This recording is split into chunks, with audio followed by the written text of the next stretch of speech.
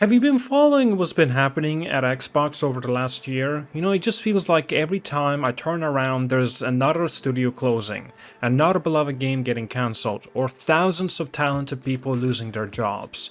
It just doesn't matter how good the game is, or how much money it makes. Microsoft has shown it has no problem knocking a studio out of the park and tossing it completely aside. One moment we're celebrating a fresh, innovative title such as Hi-Fi Rush.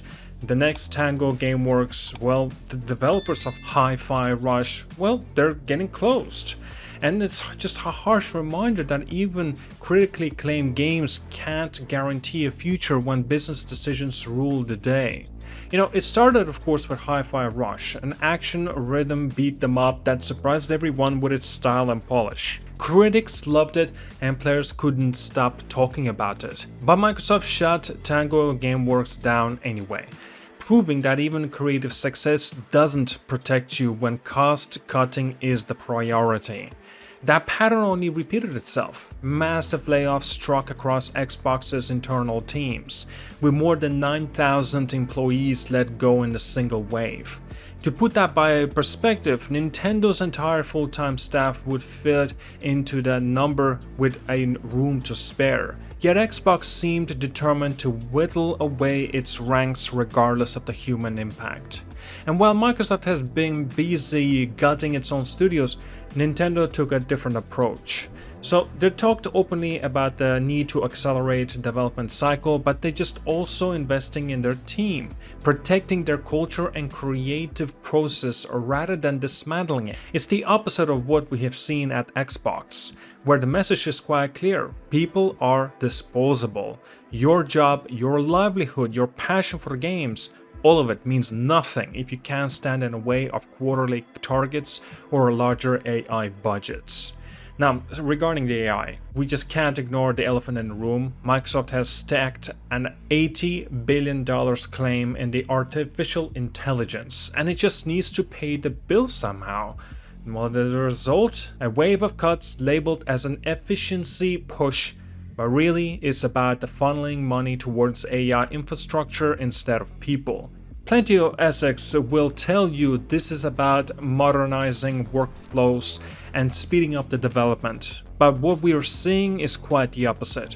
Fewer games, fewer studios, and overall weakening of the Xbox's presence in the industry. And on top of that, majority of those games that have released in the last 10 years, they were not high quality games that people will sell. This game is a console seller. And for a company that claims to be all in on gaming, their actions just tell a completely different story. Like take Halo Studios as an example. Since its launch, it hadn't even released a title before the first round of the layoffs hit. And then the cuts struck again once again. The developers there are just being shuffled, right? While long-term's vision and quality takes a backseat to budget lines. Remember how Halo Infinite launched without some basic features like proper matchmaking lists? That wasn't just an oversight, it was a symptom of a fractured, unstable team that keeps losing talent every few months. No one's there long enough to build something cohesive from start to finish. And it's not just Halo. Rare's Everwild, years in the making, was scrapped after nearly a decade of development. Forza Motorsport, the racing staple that's been around since the early days of an Xbox, was quietly killed off as well, leaving only Horizon spin-off alive. Even Sledgehammer Games and Raven Softworks, just the team working on $1 billion franchises such as, Call of Duty, they took a massive hit as well, including Candy Crush. If hitting a multi-million daily revenues could not protect you, what in this case can? Then there's also the initiative, the so-called dream team in quotes. Microsoft assembled to prove it could build a great games from scratch. They never released a single project before being even shut down. The Perfect Dark reboot that they were working on was axed, not because of the creative issues or marketing realities, but because the high-level executives decided it wasn't worth the investment any longer. Now, the studio built from the zero, filled with veteran talent, and still couldn't survive the chopping block. And yet the veteran teams, even when they started working on The Perfect Dark, yet they were leaving constantly one after another. And yet, it's just like, what was the point of creating such a team, such a studio? No game ever actually have been released. In some ways, I understand why, well, it was axed. But it still sucks to see that Xbox just can't pull their own weight. Something is going on behind the background that we are not aware of. And it is presumably must be because of the management team that just do not know how to operate on such a large scale. All these individual stories point to a larger trend. Xbox is stepping away from the development role and itching towards becoming a pure publisher, or worse, a small hardware adjunct. The signs were there when they stopped shipping new consoles beyond refreshes and when game cancellations became a regular talking point at the investor briefings. If a company doesn't value the people who build its products, it just can't really call itself a games first business in that case. Now, even legendary names haven't been spared. Romero Games, founded by the Doom creator John Romero, closed its doors after its announced shooter was, well, cancelled.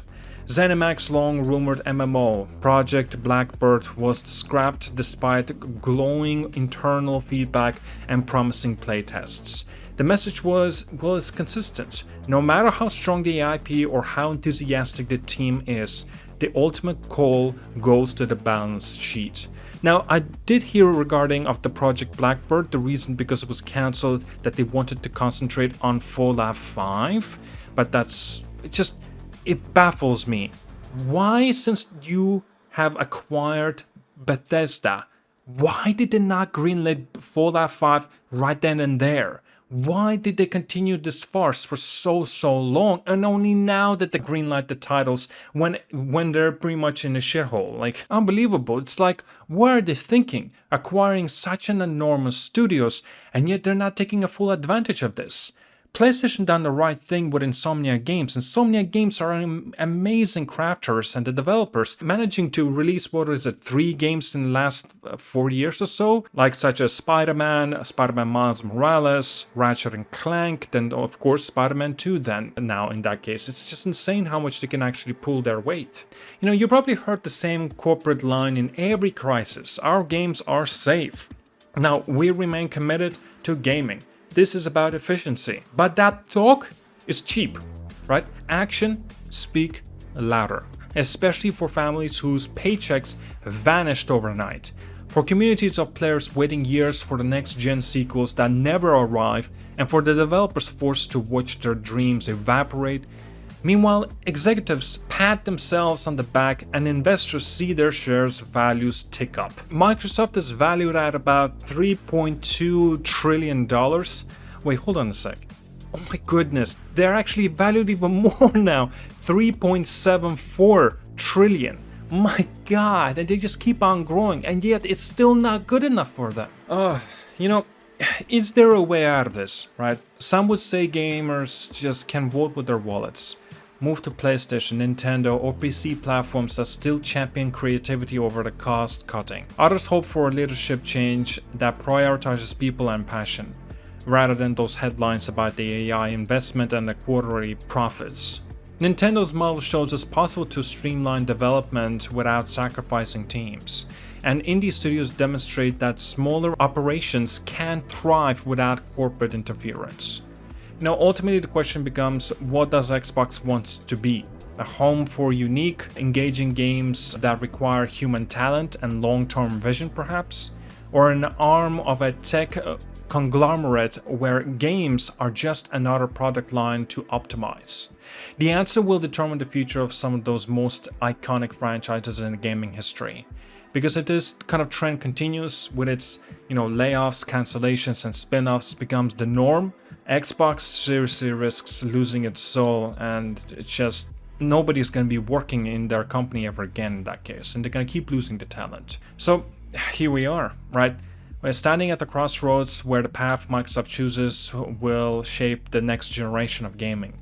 Will they perhaps reinvest in the developers, nurture the creativity, and rebuild trust with players, or will they just continue to relentlessly pursue the profits, leaving studios to wither and franchises' names just fade? The choice obviously is theirs, but the consequence belongs to all of us, unfortunately. Whether you're a dev, a content creator, or simply someone who loves great games, I think it's time to pay real close attention and maybe start thinking about where you take your support next. With that, thank you so much for watching, guys. Like and subscribe. I'll see you guys all, and have a wonderful day.